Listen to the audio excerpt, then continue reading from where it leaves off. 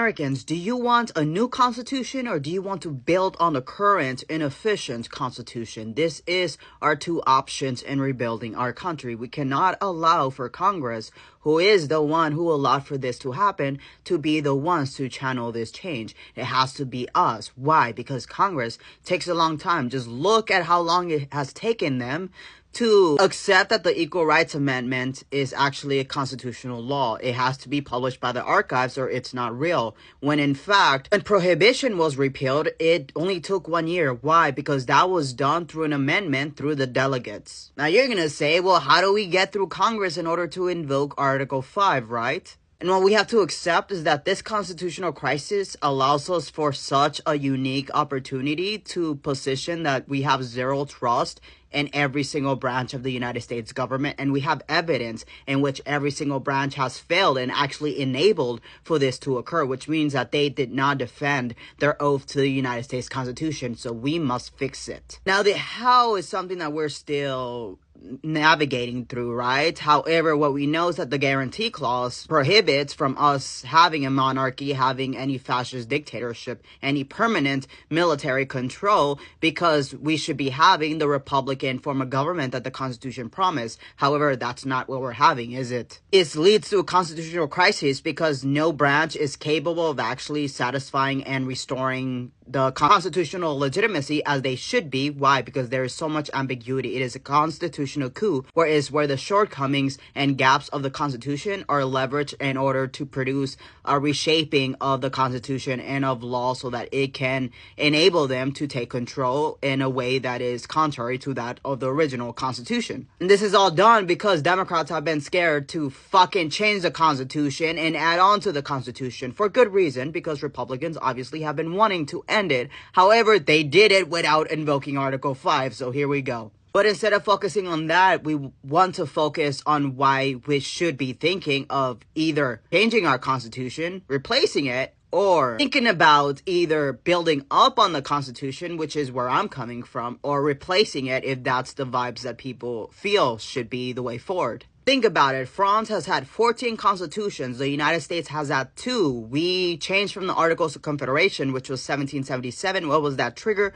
The Shays Rebellion. It was when the federal government, because there was a weaker federal government and reduced government spending on the Articles of Confederation, they didn't have the strength nor the resources to be capable of quelling the rebellion. In that reality, Alexander Hamilton was like, damn, this constitution doesn't work. We should make a new one. So he created the Federalist Papers along with James Madison and John Jay. Now, part of me says, hey, the Constitution is kind of good enough because at least it has the bones that we can build up on, and things like the Electoral College don't actually have any legal evidence to support that it should exist, or even Citizens United. So that would be easy to just remove upon a delegate constitutional convention. However, within it, you can see a lot of issues that need to be fixed, which means that we would have to fix a lot of things instead of just creating a new one that's inspired by this current one. For instance, the fact that the government cannot take private property to create public spaces, right? Because that's a violation of your rights as a property owner. But how are you a property owner when if you don't pay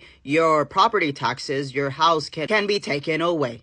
So while we are protected from the government taking our property, we aren't protected from private entities taking our property. And that's what happened at the Chavez Ravine in Los Angeles, which was a Mexican community that lived on the grounds of what is currently Dodger Stadium. And they were basically forced out of it. And then the government was like, oops, we kind of fucked up because we can't actually make social housing here. So we're going to give it away to the Dodger Stadium after the citizens of the city voted to give away this territory, this land that was owned and lived on by Mexicans, to a private entity. So the reality is that we are not actually property owners because we only subscribe to live on it. And if we don't pay for a continued subscription, then it can be removed. And then also when you look through the Federalist Papers, particularly Federalist 51, very clear that our founding fathers really did have a distaste towards democracy and the will of the people. And we see this in how they were allowed to keep the Electoral College because the South wanted to influence and filter out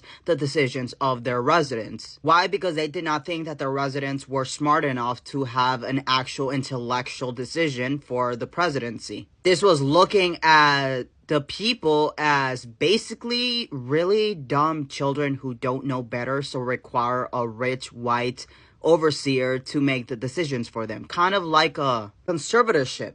Like the one that Britney Spears was in, because she was deemed as so incompetent that someone else had to make the decisions for her. That is the Electoral College. So they feared, especially given that Shays Rebellion, which is the people, rebelling against the government, is the reason why they were inspired to change the Constitution. It tells us that fundamentally we cannot remove these people kind of rhetoric that was created by people who had power and status to be scared of the will of the people. We know this because Amendment 10, which gives the powers not forbidden to the federal government, to the states, but also to the people, it's the amendment that has been less studied and less expanded on, because why do you want to expand on the powers authorized in the Constitution of the people when that can remove it from the state and the federal government, particularly the state? In Federalist 51, Hamilton or Madison, we don't know who wrote this, said that if a majority be united by a common interest, the rights of the minority will be insecure. Now, you may say,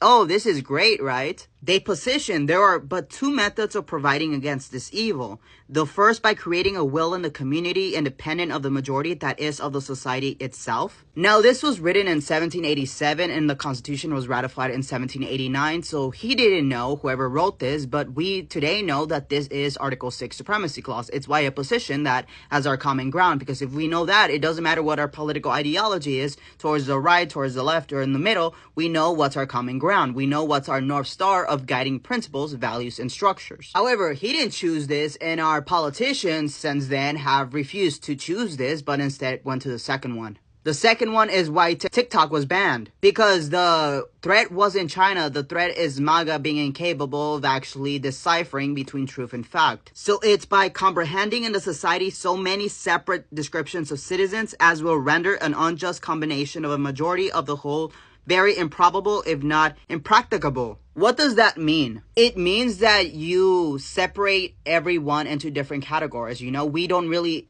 accept ourselves as American because we're told you're Mexican, you're this, you're that, you're rich, you're poor, you're not American. American is only white, this, etc. You create that so that people are divided, divide and conquer. And it's funny because they justify this, and the second method will be exemplified in the Federal Republic of the United States. So it's romanticizing this divide and conquer. While authority in it will be derived from and dependent on the society itself will be broken into so many parts, interests, and classes of citizens that the rights of individuals or of the minority will be in little danger from an interested combinations of the majority. So the strategy for the United States Constitution has been to divide and conquer the power of the people. This is by eroding the recognition of the people as even a branch, even though who checks Congress? It's supposed to be the people, but we're not a branch. We only have 3 branches, but they say we have checks and balances. However, no one checks Congress. You can say the courts, but the courts do not remove Congress. It's only the people, but we cannot escalate that because we're not recognized in the Constitution. And this is the thing, because in this reality, it isn't a majority of people who are overtaking the government, but it is the people who have the most wealth and finances to take it over. And that's the reality. There is nothing in the Constitution that has positioned that corporations are people. However, the courts had positioned that corporations are people, and as a reality, they've accumulated so much power that they've literally gotten into our White House. DC has fallen because of these illegitimacies and these flawed arguments that even our founding fathers position that drive the interpretations of the United States Constitution, sometimes outside of the social contract, so they position their opinions versus the contract itself. So the question becomes, do we build on this one or do we create a new one? What do you think?